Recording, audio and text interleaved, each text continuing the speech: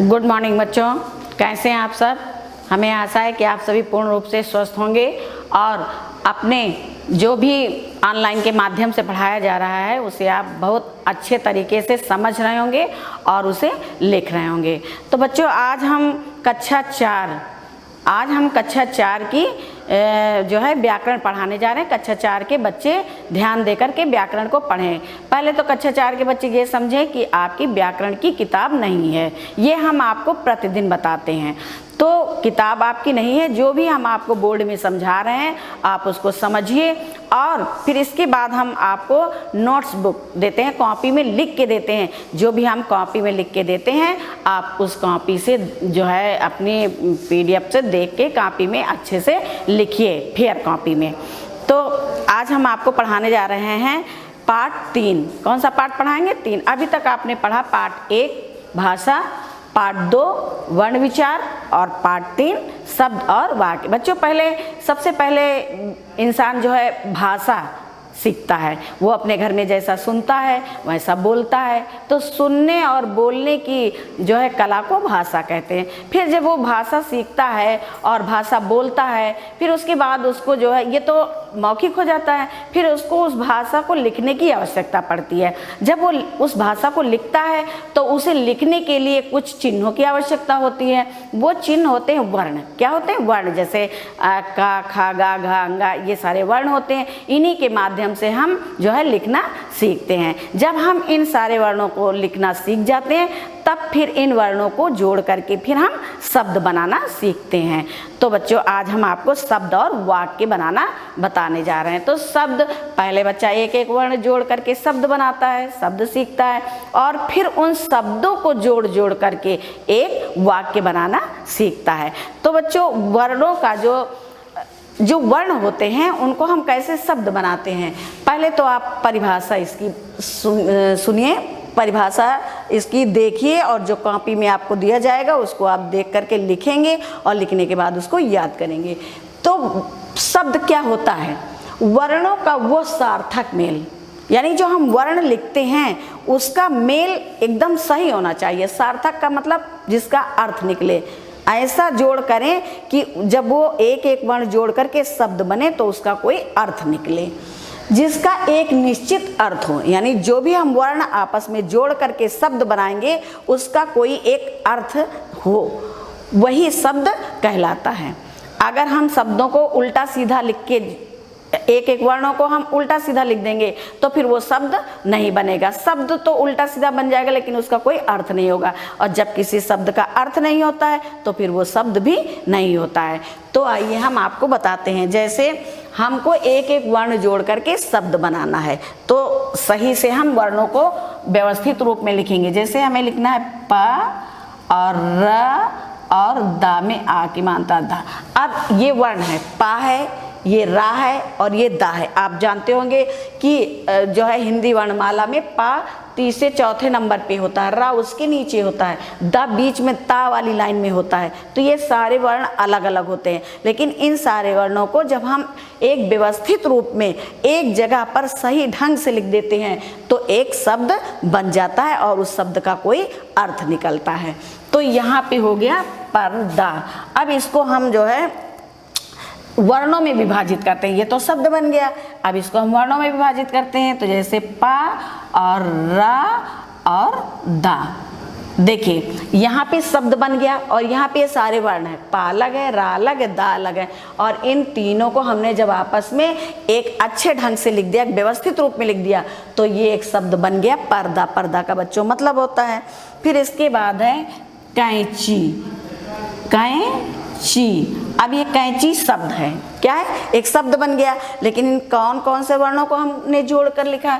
तो हमने यहाँ पे पहले लिखा कै और फिर हमने जोड़ दिया ची। अब ये हो गया कैंची। ठीक, सही स्थान पे सही वर्णों को लिखा गया। फिर इसके बाद है जैसे ढोलक, ये है ढोलक। अब इसको हम अलग अलग वर्णों से, पहले हमने अलग अलग वर्णों को जोड़ा तब ये शब्द बना ढोलक। तो कौन कौन से वो वर्ण थे? ढ, और फिर हमने ला लिखा और फिर हमने का लिखा। ये सारे अलग अलग वर्ण थे। अब इनको जब हमने व्यवस्थित रूप में लिख दिया तो क्या हो गया, ढोलक। तो बच्चों इन सभी शब्दों का अर्थ निकल रहा है। पर्दा का अर्थ होता है, कैंची का अर्थ होता है, ढोलक का अर्थ होता है। तो आप इन तीनों शब्दों को देख रहे हैं कि ये व्यवस्थित रूप में लिखे हुए हैं, इनके सबके अर्थ निकल रहे हैं, इसलिए ये सही शब्द हैं, सार्थक शब्द हैं। अब बच्चों इन्हीं को हम दूसरे तरीके से लिखते हैं। यदि हम इन शब्दों का सही मेल ना करें तो ये शब्द नहीं बनेंगे। जैसे हमने लिख दिया यहाँ पे हमने लिख दिया द और र और पा। देख लीजिए यहाँ लिखा है पर्दा, ये सही शब्द, सही वर्ण जुड़ रहे हैं। लेकिन यहाँ पे देखिए अक्षर वही हैं, दा है, रा है, पा है, लेकिन एक व्यवस्थित रूप में नहीं है। इसलिए इसका जो है शब्द बनेगा दरपा। क्या शब्द बना, दर्पा। तो क्या दर्पा का कोई अर्थ होता है, दर्पा कोई शब्द नहीं है, इसका कोई अर्थ नहीं है, इसलिए ये गलत शब्द है। फिर जैसे यहाँ पे लिखा है चीकाएं, चीकाएं। अब यहाँ पे हमने लिख दिया चीकाएं। अब इस जो है ये वर्ण हमने जोड़े, यहाँ भी देखिए वही वर्ण है, ची यहाँ भी है, ची यहाँ भी है, कै यहाँ भी है, यहाँ भी है, लेकिन ये एक सही तरीके से लिखा है और ये गलत तरीके से लिखा है। यहाँ पे हमने सही तरीके से वर्णों को जोड़ा तो एक सही शब्द बन गया, और यहाँ पे गलत वर्णों को जोड़ा तो यहाँ पे गलत शब्द बन गया। तो इसलिए इन शब्दों का कोई अर्थ नहीं है। तो ये आपने पढ़ा कि इस वर्णों का वो सार्थक मेल जिसका कोई निश्चित अर्थ होता है वो शब्द कहलाता है। तो ये तो आपने पढ़ा शब्दों के बारे में। अब बच्चों शब्द जो है दो प्रकार के होते हैं। शब्द कितने प्रकार के होते हैं, दो प्रकार के होते हैं। एक होता है सार्थक शब्द और एक होता है निरर्थक शब्द।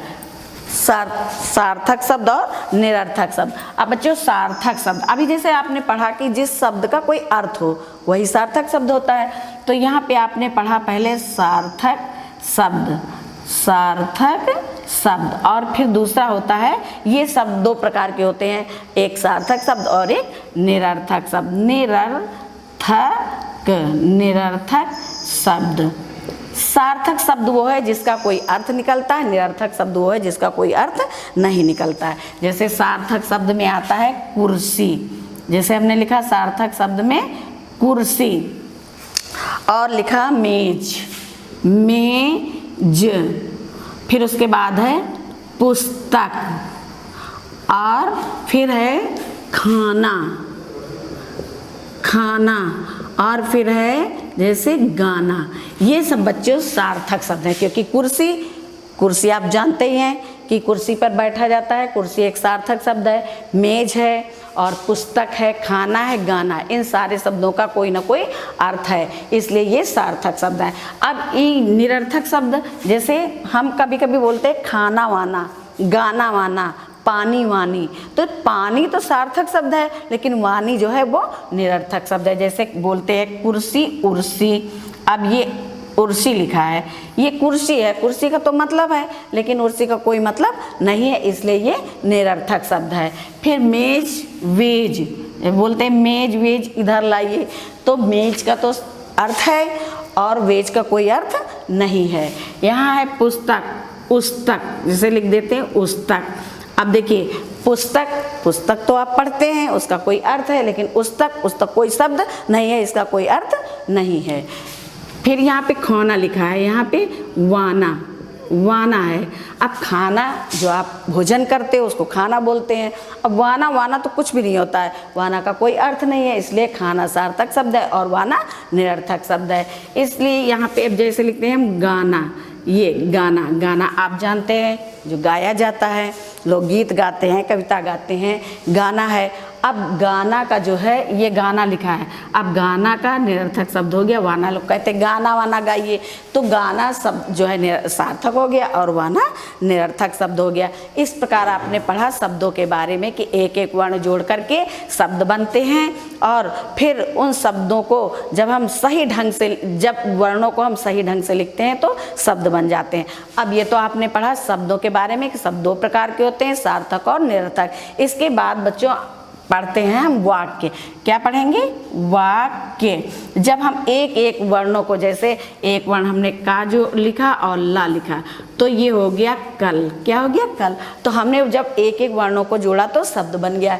इसी प्रकार बच्चों जब हम एक एक शब्दों को जोड़ते हैं तो एक वाक्य बन जाता है। लेकिन सब वाक्य में भी वही है कि शब्दों का वह सार्थक मेल, अगर हम शब्दों को सही तरीके से लिखेंगे, सही मेल करेंगे, तभी वो वाक्य सार्थक होगा। अगर हम शब्दों को उल्टा सीधा लिख देंगे तो वो वाक्य सार्थक नहीं होगा। जैसे हम लिखते हैं मैं मीठा आम खाता हूँ, मैं मीठा आम खाता हूँ। अब बच्चों देखिए यहाँ पे हमने शब्दों को सही तरीके से लिखा। पहले मैं लिखा, फिर मीठा लिखा, फिर आम लिखा, फिर खाता लिखा, फिर हूँ लिखा, यानी मैं मीठा आम खाता हूँ। ये सही शब्दों के मिलान से सही वाक्य बन गया। अब हम इसी को लिखते हैं, जैसे हमने लिख दिया हूँ खाता मीठा आम मैं। देखिए यहाँ पे 1 2 3 4 5 शब्दों से एक वाक्य बना। 1 2 3 4 5 यहाँ भी है। हूँ खाता, गलत लिख दिया, मीठा। हाँ देखो बच्चों शब्द वही हैं, 5 शब्द यहाँ 5 शब्द यहाँ, लेकिन यहाँ पे हमने शब्दों को क्रम से लिखा, इसलिए ये सही वाक्य बन गया। और यहाँ पे शब्द वही हैं, लेकिन इन शब्दों को हमने गलत तरीके से लिखा, इसलिए ये वाक्य नहीं कहा जाएगा। तो बच्चों जो सार्थक शब्द जुड़ते जाते हैं और जुड़ के एक सही वाक्य बनाते हैं, उसका कोई अर्थ निकलता है, उसे वाक्य कहते हैं। और जब हम शब्दों को गलत तरीके से लिखते हैं और उसका कोई अर्थ नहीं निकलता है तो उसको हम वाक्य नहीं कहते हैं। तो इस प्रकार आपने पढ़ा शब्दों और वाक्यों के बारे में। तो आज आपने शब्द और वाक्य के बारे में पढ़ा। हमें आशा है कि आपको पूरी तरह से समझ में आ गया होगा। ये तो हमने आपको बोर्ड में पढ़ाया, इसकी नोट्स बुक जब आपको भेजी जाएगी तो आप कॉपी से देख के बहुत अच्छे तरीके से उसको लिखेंगे और होमवर्क में आप इसको याद करते रहेंगे। अब अगले टर्म में हम आपको दूसरा पार्ट पढ़ाएंगे। धन्यवाद।